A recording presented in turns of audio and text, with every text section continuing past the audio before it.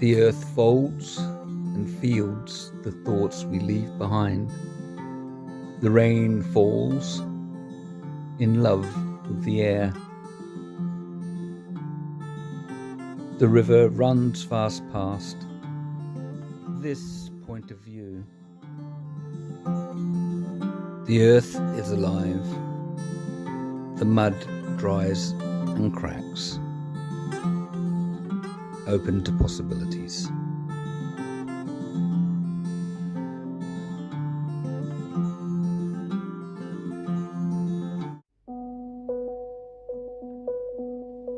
A necklace of granite boulders protect the headland.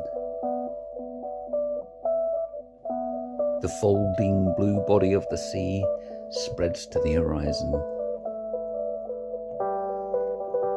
A collar of breaking waves flutter like white lace. Above, seagulls spin about the cliff face like swarming midges brightly lit by the midday sun. Crowned by a castle ruin, the headland stares out to sea.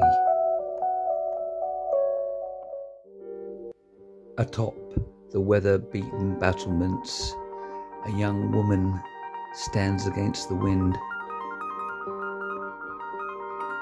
In her mind's eye, she sees vessels sailing passages of time.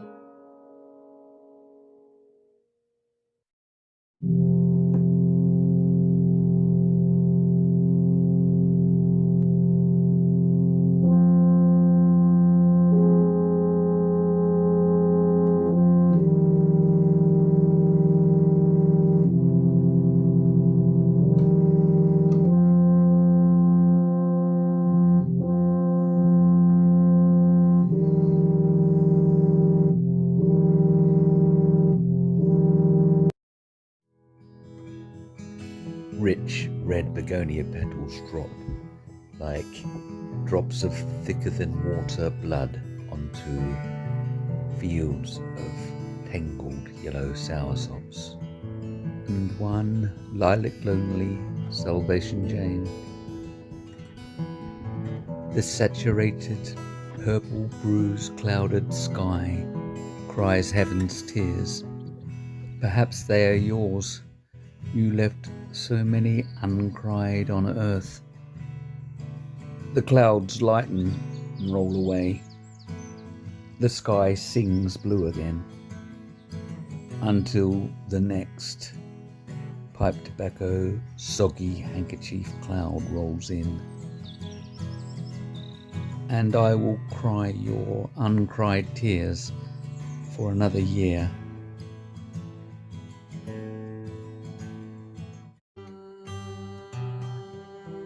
As each year passes and I grow more lumpy and grey, like some strange human porridge, or perhaps cold gravy, or badly made custard, I have to consider My answer to the question, what are you doing for Christmas?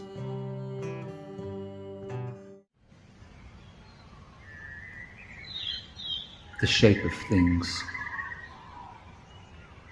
What is the shape of this sadness? What weight fell from where to leave this impression?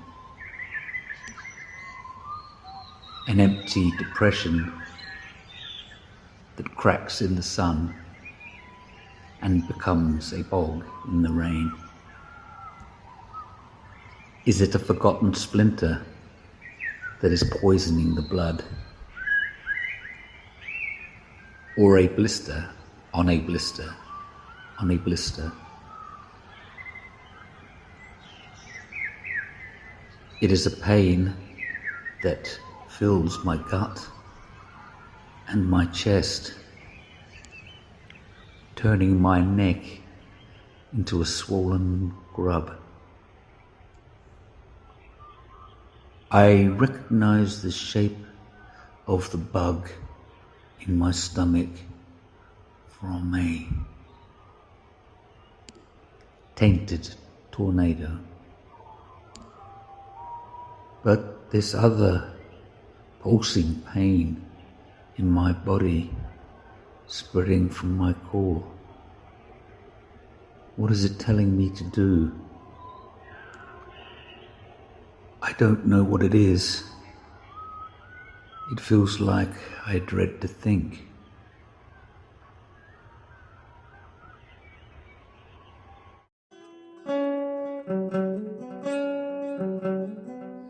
Hands of clay. It wasn't dry after more than a year. Firm, but not dry. The tub and the now dry, wet rags had done their job. I drape a new wet rag over it. Not too wet, as much water as the weave can hold without dripping. It's an old t-shirt, cut and torn for the purpose. Purpose, preservation, preparation. I push my hands into it. I know this clay so well. It's my mud, my earth kept in a kitchen cupboard. It yields and resists. It is cool and malleable. It doesn't crumble or stick to my hands. It doesn't make assumptions, only mine. It holds its shape or lets it go. Memory and possibility. I have had this clay for 20 years. I have formed it. I have tapped, smoothed, pinched and prodded it. It is tilled soil to form. It is from an estuary, and I am the tide. The bare bones are waiting for it. The empty space around the bones is ready to be filled. It starts with clumps, like rocks in a breakwater. I turn on the tapping. Waves of both hands deposit layer after layer. Layer on layer of silted thoughts, feelings and actions. The clay knows where it's going. We are companions. Come this way, a finger beckons. Let's run down this hill together. Faster and faster. Until we tumble and roll. Until we become bags of nerves and balls of laughter. Each bump and dip shapes us. We roll and roll down the cloth and into fields of grain until we come to rest as cupped hands, ready to be turned to stone, ready to gather, ready to give. Stick the world in a bun, throw it at the sun. Planes hanging by a thread. thunderbird eyebrows, an unmade bed.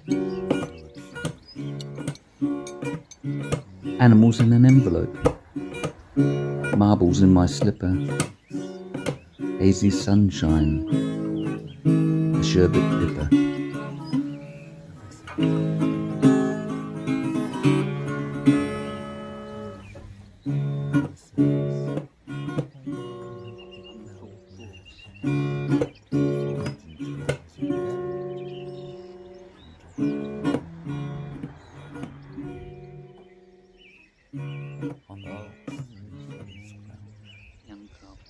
Waiting.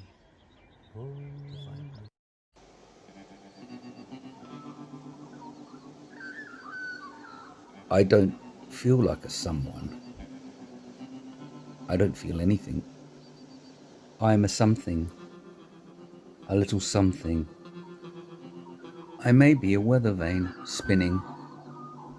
No, I don't know which way the wind blows, or whether I am vain, or the thinnest skinned carrier bag, spiraling in alleyway eddies.